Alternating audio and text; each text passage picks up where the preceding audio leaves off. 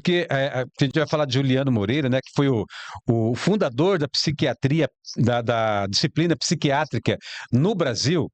E Juliano Moreira é um dos grandes nomes de estudiosos negros relevantes na história do Brasil, e que muitas vezes são apagados de currículos escolares em um exemplo de como a educação brasileira acentua a desigualdade racial e dá menos atenção a heróis negros nas diversas áreas. E tem aqui, a doutora vai contribuir também nessa discussão, nessa reflexão sobre Juliano Moreira, uma grata surpresa para quem conheceu agora a vida e a história dele, né, doutora? Sim, é um homem fantástico, excepcional. E o que me chamou muito a atenção é que eu nunca tinha ouvido falar no Juliano Moreira. Então, eu estudei 5 anos na psicologia, na graduação, e nunca ouvi falar um psiquiatra e um médico que trouxe a psicanálise para o Brasil. Eu nunca soube, eu só soube agora que nós começamos a estudar as personalidades negras importantes, influentes no Brasil. E eu fui descobrir que ele trouxe a psicanálise. Mas isso a gente vai falar mais adiante. E causa uma certa, não é surpresa não, porque a gente já sabe o motivo dele não ter sido apresentado ao mundo, ao mundo não, depois a gente vai ver, né, a história dele, mas ele não ter sido apresentado ao Brasil como fundador da disciplina de psiquiatria, né, o motivo a gente já sabe, né, mas não ficou escondido, não ficou, é oculto por muito tempo, porque ele mesmo fez a história dele, né, e o mundo reconheceu depois, né. Sim, mas houve o apagamento, pelo menos até no ano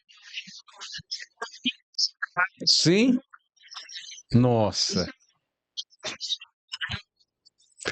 Gente, e no século XX, no início do século XX, ele revolucionou o tratamento de pessoas com transtornos mentais no Brasil e lutou incansavelmente para combater o racismo científico e a falsa ligação da doença com a cor da pele, ou seja, com a pele preta, né, doutora? sim, insistia, a classe médica, científica da época, insistiam em ligar doenças mentais com cor da pele, no caso, a cor da pele negra, né? Mas ele foi um grande lutador contra o racismo científico e humanizou o tratamento de pacientes psiquiátricos, né? Naquela época que se dizia de uma série de doenças ligadas à cor da pele e à mente eram mal de raças inferiores, no caso, a raça dos negros. E que por isso que no Brasil tinha muito dessas doenças. Então aí se encobre toda a questão da escravidão, dos maus tratos, das condições péssimas de vida, distribuir doenças da cor da pele. É o total absurdo, né? Com Bem, certeza. mas o genial Juliano Moreira, ele fez sua tese concluindo que não existe o mal da raça. No final do texto, ele escreveu: esses males são das condições sociais que são impostas a essas pessoas. E cita fatores como pobreza, alcoolismo e más condições sanitárias. Então, condições sociais impostas a essas pessoas, e não problema da cor da pele. Bem, Juliano Moreira nasceu em Salvador em 1872, né? É filho de uma mulher negra que era empregada doméstica na casa do Barão de Itapuã, um aristocrata da Bahia. O pai dele era português, inspetor de iluminação pública. Bom, com o convívio, com o vínculo que a mãe dele tinha na casa do Barão de Itapuã, que ela trabalhava lá, ele foi agraciado, foi bancado por esse barão e conseguiu entrar na faculdade de medicina com 13 anos de idade. Então, era uma pessoa realmente genial, né? Bem, aos 18 anos, ele já era médico e professor. Fez cursos e estágios na Europa. Depois, mais adiante, nós vamos falar disso, dele conseguir, assim que se formou, ele conseguiu o cargo de professor. Nós vamos falar mais adiante. Bem, então, ele se tornou um dos primeiros médicos negros do Brasil. Aí vem concurso para se tornar professor na faculdade, foi uma luta contra a inveja, o preconceito e as picuinhas acadêmicas que sempre existiram, já existiam desde aquela época, Sim. né? Não seria fácil vencer um concurso numa instituição com fama de racista, frente a uma bancada examinadora onde a maioria era escravocrata. Bem, hoje já é difícil, né, para as pessoas negras enfrentarem uma banca de concurso, imagina em 1800 e tanto. A libertação dos escravizados tinha acontecido há apenas 8 anos, Meu quando Deus. ele se forma, né, na Uhum. psiquiatria.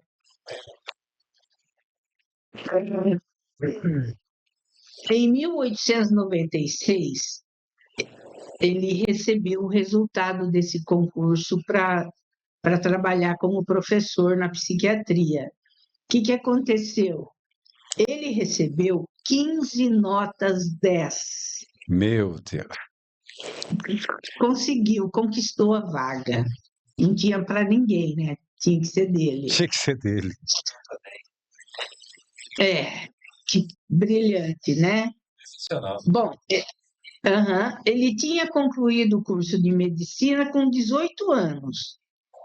E outra coisa, ele concluiu com uma tese que ficou conhecida internacionalmente. Nossa. Então, com 23 anos, ele se tornava o mais novo professor da Faculdade de Medicina. Bem, a repercussão da tese dele foi imensa, né?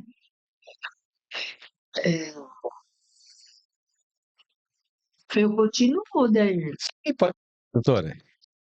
A obra mais conhecida dele, a realização profissional muito famosa, além da tese dele, é a humanização do tratamento de pacientes psiquiátricos. Ele começou a separar os pacientes de acordo com os conceitos da psicanálise. Nossa. Que classificava, diagnosticava as pessoas de diferentes níveis de doença, porque naquele tempo era tudo colocado junto. Então, tinha um doente muito grave, digamos, um esquizofrênico, que é o grau mais alto da doença mental, tinha os menos graves, todos eram colocados juntos. Então, ele humanizou porque ele começou a selecionar e colocar, classificar e separar, né? De acordo com o nível de doença que a pessoa tinha. Ele aboliu com o uso de camisa de força, que era usado direto para conter as crises dos pacientes, retirou grades das janelas e criou oficinas terapêuticas no Hospício Nacional de Alienados, onde ele era diretor. Sim. Então, ele humanizou o ambiente, né? Não tinha mais aquela sensação de presídio, né? Meu Deus. Aí nós temos outra foto. Temos uma foto número 2, para falar da tese dele, que ele concluiu o curso de medicina, né? E ficou conhecida internacionalmente, é uma tese sobre sífilis. Nessa tese, ele contesta a ideia de que a raça era um fator determinante na doença, que também para sífilis colaram essa ideia de que sífilis era coisa de quem tinha a cor da pele negra. Bem, e ele defendeu a tese exatamente contestando isso. Essa tese foi publicada em alemão, sendo um trabalho de um brasileiro mais citado no estrangeiro. Nossa. E foi homenageado por sociedades médicas alemãs, e recebeu o reconhecimento na Alemanha, sendo eleito membro honorário de sociedades médicas e da Cruz Vermelha Alemã. Olha a importância desse cientista brasileiro. Recebeu o título de presidente perpétuo na Sociedade Brasileira de Neurologia, Psiquiatria e Medicina Legal. Teve um papel fundamental na aprovação de uma lei federal que garantiu assistência médica e legal a doentes psiquiátricos. Ah, como assim? Ele era médico, mas ele precisou lutar por uma lei que garantisse assistência médica? É, porque ele cuidava da questão psiquiátrica, mas os pacientes não tinham assistência para outros tipos de doenças, Olha. doenças físicas, né? E ele conseguiu aprovar uma lei para que eles fossem atendidos. Juliano era múltiplo, foi médico, tropicalista, dermatólogo, sifilógrafo, alienista, psicólogo, naturalista e historiador da medicina. Ele lembra os antigos queméticos, que nunca eram uma coisa só. Uma coisa só, verdade. Aí vamos lá. Em 1899, ele fez conferência sobre a psicanálise no Brasil e foi o primeiro professor universitário brasileiro a incorporar a teoria psicanalítica no ensino da medicina. Nossa, que forte. Então, incrível isso, né? Doutor, dá para entender, assim, a gente falou que ele foi apagado. Ele foi, mas no tempo dele ele foi reconhecido, né? Ele teve reconhecimento, né? Não só no Brasil, mas muito mais fora, né? É no depois de 1933 que começou o apagamento, depois que ele morreu. Depois que ele morreu, né? Exato, aí é que costumam apagar a existência dos negros na história do Brasil. Ele contribuiu tanto e diretamente mudou a história da psicanálise, mas depois que ele morre, ele é apagado. Mudou a história da psiquiatria, introduzindo a psicanálise. Isso. Ó, eu tenho uma observação aqui. Diferente de médicos da sua época, ele não ignorou a psicanálise. Ele tinha domínio do alemão, porque as obras do Freud eram escritas em alemão. Ele conhecia, ou seja, ele lia as obras do Freud em alemão. Nossa. Olha que luxo. Era um autodidata e debochava de quem tinha preguiça de estudar psicanálise. Nossa. Porque psicanálise é um estudo, assim, é muito difícil. Você tem que se dedicar, é muito complexo, né? Aí ele, entre aspas, eu vou colocar uma frase que eu achei dele. No Brasil, em geral, os colegas, em obediência à lei do menor esforço, aguardam que as ideias e as doutrinas passem primeiro pelo filtro francês, para que nos dignemos a olhá-las contra a luz. Fecha aspas. Nossa. Então, assim, o costume daquela época era, vamos esperar os europeus aprenderem bem e falarem se é interessante ou não. Não, o Juliano Moreira foi lá, se debruçou, leu as obras em alemão e aplicou a psicanálise no hospital, no local de trabalho dele. Fantástico! Aí, uma observação que falavam da maneira de ser do Juliano Moreira. Era calmo e tranquilo, tinha benevolência e tolerância, era modesto e Nossa. discreto. A modéstia dos gênios. Olha, perfeita, essa frase é perfeita. A modéstia dos gênios. Ele não precisava cantar os quatro cantos Né? quem era ele, né? Aham, E aí, ele doutora, era já assim. aproveitar tem uma foto, essa foto número 3. Juliana assumiu a direção do Hospício Nacional de Alienados, atual Instituto Municipal Felipe Pinel, acho que é Pinel mesmo, né, doutora? É No Rio de Pinel, Janeiro. Pinel. Isso em 1903. Ele criou oficinas de arte, música e estabeleceu jardins, antecipando, isso a doutora falou ainda há pouco, a terapia ocupacional. Frequentou na Europa os cursos de doenças mentais, os de clínica médica e os de anatomia patológica. Doutora, quanta visão bom, a gente está falando de visão de gênio, né? Visão de gênio para a época, né? Aham, sim. E ele falava outras línguas além do alemão, né? Então, ele circulava por esses lugares da Europa, estudava e sabia, conhecia as línguas, né? E aí, nessa que a doutora está falando, aproveitar a foto 4, Sam.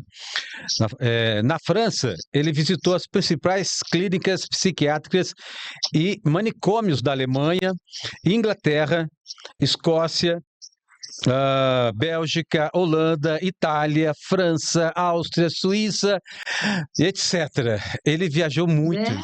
Meu Deus, quanta viagem! E aí tem até uma foto dele, eu acabei colocando antes, mas é uma foto anterior. Ele foi o introdutor no Brasil da clinoterapia como método de tratamento das doenças mentais e tratamento clínico. Fundador da Sociedade Brasileira de Neurologia, Psiquiatria e Medicina Legal. Isso em 1917. E entrou para a Academia Brasileira de Ciências na vaga de quem? Ninguém menos que Oswaldo Cruz, doutora. Oswaldo Cruz, né? Que Incrível, fantástico. né? Podia pôr de volta a foto, Com Albert porque tem Einstein? a mesma foto. Isso. Nossa. Não tem como não reconhecer esse rosto. Olha. Não tem como. Reconheceu o Einstein na foto? Pois é, o Einstein veio no Brasil em 1925, né? Ele se hospedou no Hotel Glória, no Rio de Janeiro, e falou para o mundo científico brasileiro na sede da Academia Brasileira de Ciências, na qual Juliano Moreira era o presidente. Presidente, olha. Da Academia Brasileira de Ciências. Olha o nível. Sim. Por isso que eu fico assim, como assim nunca me falaram desse médico, né? Enquanto eu estudei psicologia. Não dá para. É inexplicável isso. Quer dizer, explicável, mas não aceitável, né? É o racismo, né? É o racismo, Nossa. É o apagamento proposital. Para colocar nomes de outros médicos brancos, né? Mas vamos lá. Vamos lá. Então, o Einstein vem para o Brasil em 1925, aí essa foto é dele com os profissionais, os cientistas, médicos, cientistas de modo geral, que receberam ele, inclusive Juliano Moreira, né? Uhum. Então, o Einstein tem uma observação sobre o Juliano Moreira. Ele descreve ele como especialmente virtuoso. Tá? Bom, eles tiveram um encontro marcante, né? Marcaram um almoço na casa do Juliano Moreira. Então, Juliano Moreira recebeu o Einstein para almoçar e serviu um vatapá. Bem, Juliano Moreira era reconhecido pela inteligência brasileira não só como um grande médico, mas como um sábio.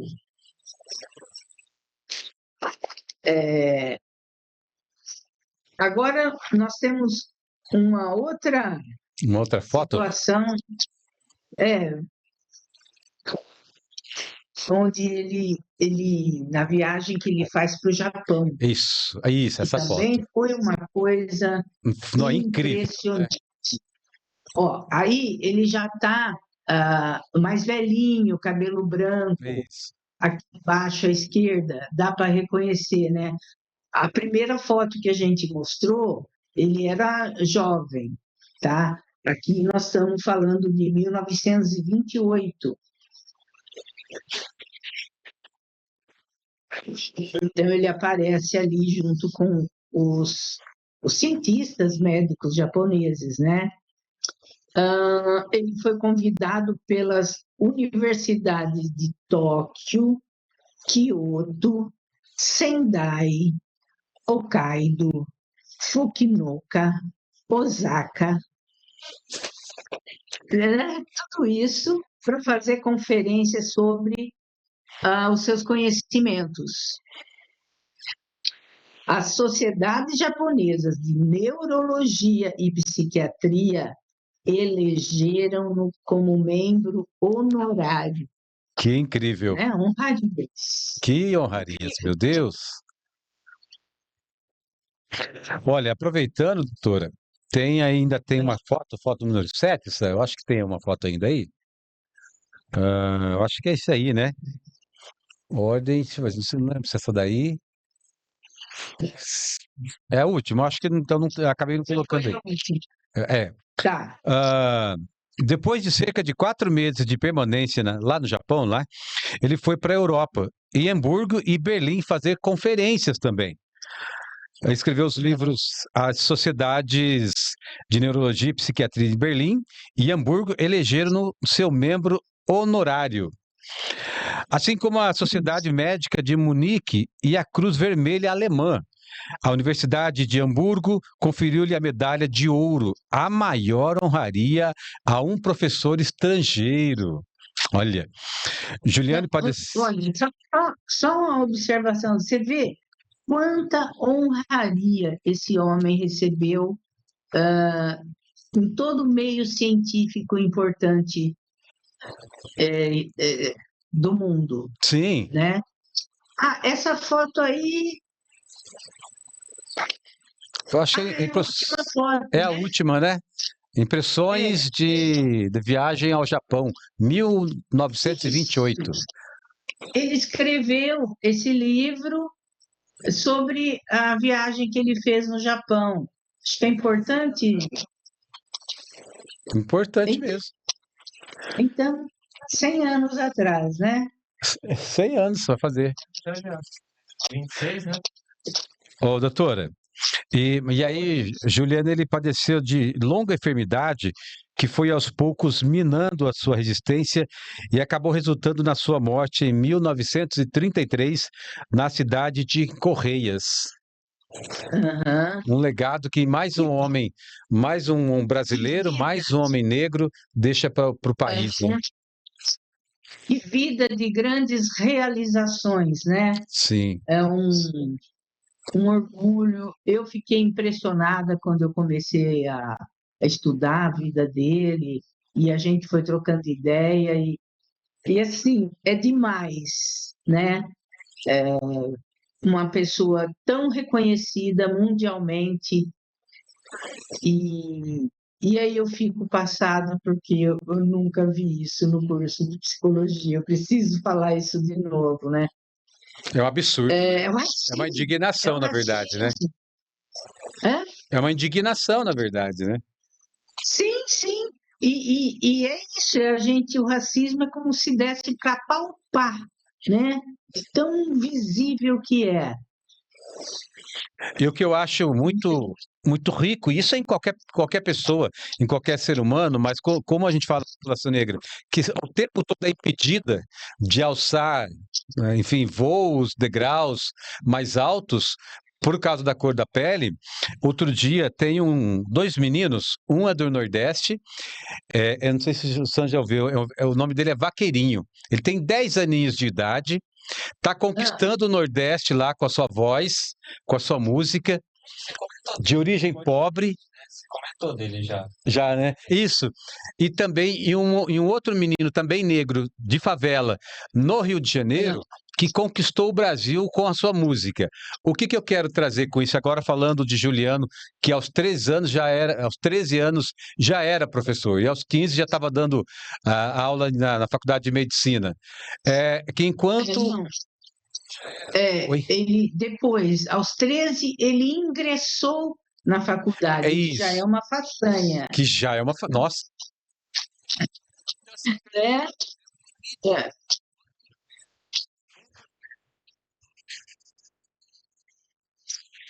a implantação da Lei 10.639, que todos vão ter o mesmo acesso ao conhecimento, à educação, de forma igual, e que não haja nenhum tipo de barreira. Vai continuar havendo, mas é que essas crianças, com conhecimento, com ensino, vão rompendo essas barreiras. Por quê? Hoje, o que eu quero dizer é que, apesar de todas essas barreiras, nós temos aí, ó, tem Luiz Gama, tem André, tem agora falando de Juliano Moreira, eu estou dando exemplo desses dois meninos, e tantos outros espalhados aí pelo mundo, Ocidente principalmente, né? As Américas. sim, Voltou. oi. É isso. É assim, se não houvesse o racismo, a vida do afrodescendente, da pessoa negra, ou mesmo que tenha traços de afrodescendente, a vida não seria tão difícil, tão podada. Podada. Então, a Lei 10.639, ela vem para ensinar a história do continente africano, a história dos ancestrais dos negros e afrodescendentes brasileiros. Todos têm uma história riquíssima do continente africano. Então, supõe-se, e eu acredito nisso, que estudar, conhecer a história de onde você descendeu pode ajudar na autoestima, a você se reconhecer como uma pessoa que vem de uma tradição de um continente imenso, da história da civilização da humanidade. Tudo foi a partir da África. Isso, em outros podcasts, nós vamos entrar mais nesse assunto, aprofundar a importância do continente africano para civilizar o mundo, tá? Eu falo isso com tranquilidade porque a gente já está estudando e sabe da diferença que faz você conhecer essa história da África e não conhecer. Faz toda a diferença, né? Não muda tudo quando você começou a conhecer? Saber que você não descende de ninguém preso, acorrentado, você descende de povos maiores, de povos que é o princípio de tudo, né? Que é o princípio da vida humana, até se prove ao contrário, né? Isso é muito forte. Sim, além da espécie humana ter se originado na África, existem as civilizações do Antigo Egito e dos arredores do Egito, civilizações cultíssimas que desenvolveram muita tecnologia que se usa hoje, tá? Para falar o mínimo, a medicina vem de lá, da África antiga. Isso é muito importante. É muito importante, porque quando eu dou exemplo desses meninos que eu acabei de falar, e aí sim, Juliano, agora já aproveitando também, Juliano, se eles não têm essa barreira do racismo e conseguem produzir tanto, vão tão longe, imagina onde eles iriam se eles soubessem da sua origem. Entendeu? É isso que é muito forte. Com toda a barreira, com todo obstáculo, eles rompem, todos eles, né? Porque a pessoa branca, ela sabe que ela tem que estudar e só estudar. Eu não, quando eu começo a descobrir que por algum motivo, eu sou impedido, e aí a escola é que mostra, a escola é que apresenta o racismo para qualquer criança, e isso é de matar, porque é na fase que você entra para ser alfabetizado, para aprender, se conhecer, né, historicamente, alguma coisa assim, você é podado disso. Você vai sendo podado até uma hora que você acredita que tudo aquilo que falam, tudo aquilo que mostram, o livro de história que mostrava só pessoas pretas, pessoas negras, acorrentadas, escravizadas, então fica aquilo no inconsciente, então eu serei Aham. escravizado, eu serei pobre, eu não serei inteligente, porque era assim que era colocado, né? Se a gente, se na Aham. escola descobre um Juliano, se lá no começo descobre um Luiz Gama, um André Rebouças, e aí vai. Estou falando isso porque a gente está estudando eles agora. Imagina o Aham. intelecto, a autoestima dessas crianças ao longo da sua vida educacional, social, psicológica, enfim, né? Sim, sim, dele crescer sabendo que pode. Isso, Ele tenha referências positivas de pessoas da cor ou da descendência igual a dele, que podem alcançar ah, o mundo, sabe? O mundo intelectual, o mundo material, tudo, né? tudo. A Isso gente, aí. a gente consegue assistir o vídeo, será, doutor? Dá tempo? Ah, dá, né? Eu Porque acho legal. hoje é um dia importante também, né? Sim, é o considerado o Dia da Intolerância Religiosa. É muito importante. Eu acho que vale a pena refletir um pouco para finalizar, né? É, né? Podemos, Sam, soltar o vídeo. Uma matéria lá do G1. Por favor.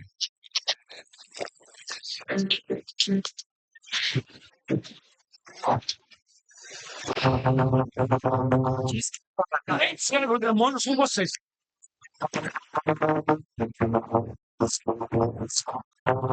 Quer chamem de Deus. Esmaga os deus como vermes. A mãe que perdeu a guarda da filha por ter levado a adolescente para um ritual de candomblé. Só choro esperando que ela volte para casa. A religião é o livre-arbítrio que nós temos. Devemos combater a intolerância religiosa. Não apenas você tolerar o outro, mas um convívio respeitoso e honroso entre as pessoas. Porque o Deus é um só. O judaísmo prega a necessidade da diversidade. Os caboclos falam, todo mundo sangra. Então todos somos iguais. Como católicos, nós somos monoteístas, ou seja, cremos em um só Deus, claro que expresso na Trindade, 3 pessoas divinas, Pai, Filho e Espírito Santo, que é o Deus vivo e verdadeiro, é um só. E também nos sacramentos da Igreja e na ressurreição. A partir da ressurreição de Cristo, todos ressuscitaremos. A fé evangélica, por ela ser multifacetada, digamos, de um largo espectro, basicamente eu diria que todas as igrejas que se dizem evangélicas confessam Jesus como Senhor e como Salvador e creem a Bíblia como contendo a revelação de Deus para nós. Existem 4 crenças que são básicas. A primeira é a existência de Deus como o Criador de todas as coisas que existem no universo. A segunda, sobre a imortalidade da alma. A terceira é a comunicabilidade com os desencarnados. E a quarta é a evolução dos espíritos. E com isso eles vão evoluindo até alcançar um patamar próximo ou igual a, por exemplo, Jesus. Candomblé não é uma palavra derivada de matriz africana. Foi os estrangeiros que deram porque viram os negros se ajuntando e dançando, porque é assim que nós louvamos os nossos ancestrais. É o modo que a gente se conecta com a nossa espiritualidade. Cada parte da África até hoje louva uma divindade. A junção dela foi feita no Brasil. É essa junção que trouxe o nosso chamado candomblé. É a junção do sofrimento dos escravos. A Umbanda ela é formada pelo catolicismo, através das imagens, das orações, pelo kardecismo, através da prece pelos mortos, operações espirituais. Ela é formada pelo nosso índio, né, pelo indianismo brasileiro. É formada pelo povo do Oriente, que traz a parte do reiki, dos cristais. E também é formada pela africanidade. Então, as nossas crenças são em cima dos orixás, das falanges das entidades, vários espíritos que vêm para fazer a sua caridade. A crença judaica se caracteriza por não ser somente uma crença. O judaísmo não é necessariamente uma religião no sentido mais estrito da palavra, que se concentraria na fé num Deus e numa vida anterior ou posterior a essa vida. O judaísmo coloca a ênfase nessa vida e nesse mundo por serem o mais concreto, o mais claro, direto e o mais urgente. Quanto a Deus, o ponto principal está na ideia de que não é necessariamente humano. E é um mistério que principalmente nos leva a sermos melhores.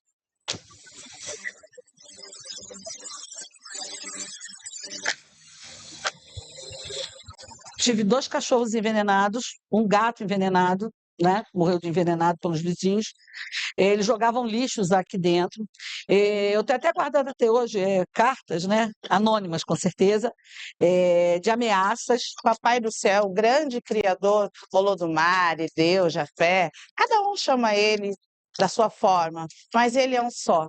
Então, os cristãos têm um papel muito importante para combater a intolerância religiosa, até porque Jesus deixou para nós os mandamentos e o mandamento do amor. Amai-vos uns aos outros como eu vos amei.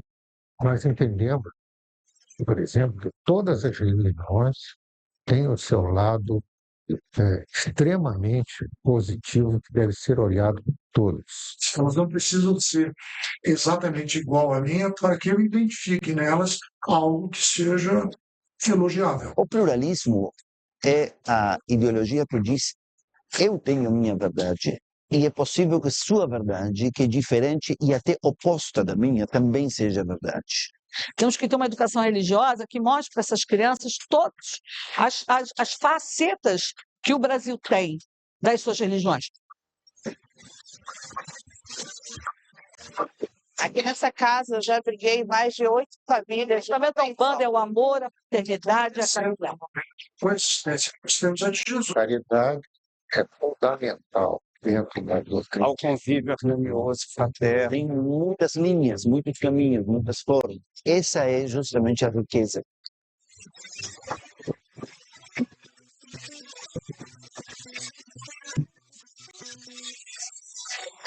Doutora, Na internet tem muita gente reclamando. esse curso é bom, viu? Coisa linda, né? Olha, doutora, que Eu incrível, acho- né? Eu acho tão bonito a diversidade, assim, a expressão do humano, a religiosidade, a espiritualidade é uma coisa do ser humano. Deu pra ver que não Nossa, é nossa. uma boa realidade também, né? Porque existe muito preconceito com as religiões que o povo pensa que tá louvando o diabo, mas às vezes nem tá. É. Não, essa E parte o problema, o problema a não é com as parte religiões, difícil. é com as religiões de matriz africana. Isso. Então, eu tô apreciando a beleza da diversidade, Perfeito. e que a espiritualidade é uma expressão humana, né? É próprio do humano e é bonito que ela se manifesta de várias maneiras, com vários rituais diferentes, crenças diferentes, né? Agora, o problema é a falta de respeito com as diferenças, né? Aí entra o problema de você não aceitar que o outro tem o direito de exercer a fé da forma que ele concebe como a melhor para si. E o curioso, como o Sam lembrou, é que eu nunca vi alguma agressão contra outra religião que não fosse Umbanda e Candomblé. Vocês conhecem algum? Fui falar, né?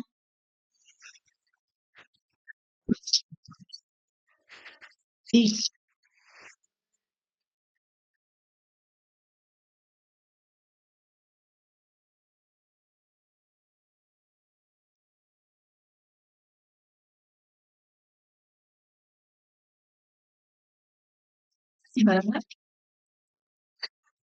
Aham.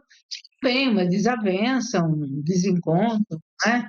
Agora, vir de fora agredirem o seu lugar sagrado de oração, de crença, de cultuar a espiritualidade, isso é de uma maldade sem tamanho.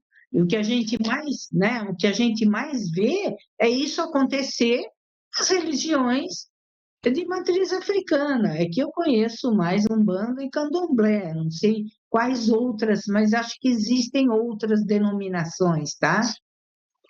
Mas é sempre em cima delas. Racismo.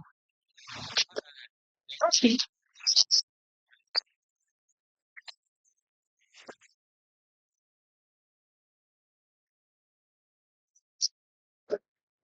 Uhum.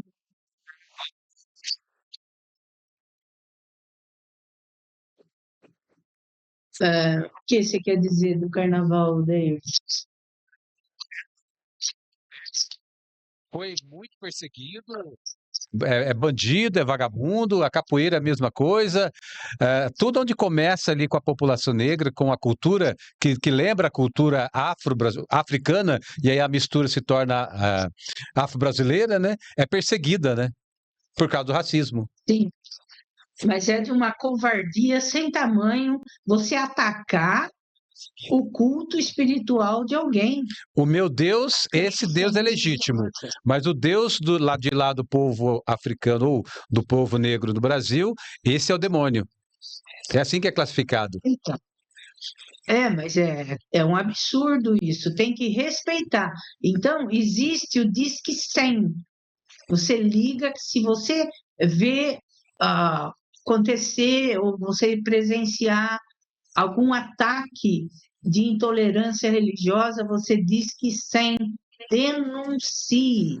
Nós temos essa regra na nossa sociedade. Tem que né? denunciar. Então, tem que usar, porque não é possível, né? Todo mundo tem que ter a liberdade de acreditar no que quiser, de cultuar da forma como achar melhor. Tanto é, doutora, que a senhora não vê muito pai de santo mais, mãe de santo, branco, preto, melhor dizendo, né? Eles são brancos. Não suportaram a perseguição, a violência, há muitos anos, assassinatos, extermínio, foram abandonando. Até hoje, quando a senhora vai conversar com as pessoas, muitos não falam que são de Umbanda. Você vai se aproximando, vai tendo amizade, e aí a pessoa se abre. Eu sou de Umbanda. Alguns se manifestam, vêm a se manifestar, mas não vou nem quantificar, mas uma boa parte ainda não se manifesta, ainda não fala que é umbandista. Fala, eu sou evangélico, sou católico, sou espírita, sou budista, mas não fala, eu não sou umbandista, não sou, enfim. E aí Imagina o absurdo de ter que esconder a sua crença, a sua fé. A sua fé. Não é possível. Por isso que existem as regras, as leis, e criaram até o Dia da Intolerância Religiosa, que é para lembrar que não é para ser intolerante, né? Deixe o outro cuidar, cultivar a fé do jeito que ele deseja. E cuide da sua vida, cuide da sua fé. Exatamente. Né? Que já está bom demais, né? Se você der conta. Seria ótimo, né? Espiritualidade, sem atrapalhar o outro, nossa, tá tudo bem, né? Perfeito. Acho que é essa a mensagem. É isso, né? Vamos ser intolerantes. Doutora, até quarta-feira estamos de volta, mais um episódio já está no forno aí, né? Para a gente já pensar, já refletir. A senhora já quer anunciar? Tá. Olha, acho que pode, porque nós vamos dar continuidade a falar dos precursores da psicanálise no Brasil. Outra coisa que eu também fui descobrir, a gente estudando, né? A Virgínia Leone Bicudo foi a primeira psicanalista do Brasil. Primeira mulher psicanalizada. É impressionante, eu nunca tinha ouvido falar. Tá? Claro, uma negra. Mas nós vamos falar da vida dela. Maravilha, vai ser mais um ótimo, com certeza. Obrigado, doutora, uma ótima noite, ainda um restinho de final de semana ainda, né? Obrigado, viu? Valeu. Para todo mundo. Tchau, tchau. Tchau, tchau. Valeu, Sam. Obrigado, até amanhã. Gente, até amanhã, viu? Estaremos aqui amanhã às 18 horas do podcast Folha de Sumaré. Tenham todos uma ótima noite. Valeu, tchau, tchau.